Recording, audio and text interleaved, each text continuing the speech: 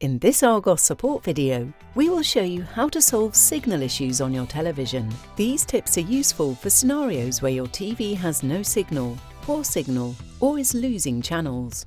The instructions for your model of TV may vary. For this video, we have used a Bush Smart TV. Firstly, check the aerial is secure in the aerial port. You may need to push firmly for it to connect. Then, change the input source on the TV to the correct source. This is usually called TV or DTV. Next, perform an automatic channel scan on the TV to retune the channels. If the problem remains, check if there are any signal issues in the area. Use the Freeview website to check your nearest transmitter and if there are any problems.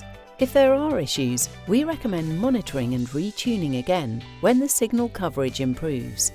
If the signal coverage shows good signal in the area, perform a first-time installation on the TV. This varies by the model. If you are unsure on the steps, then consult the user manual or contact the support team.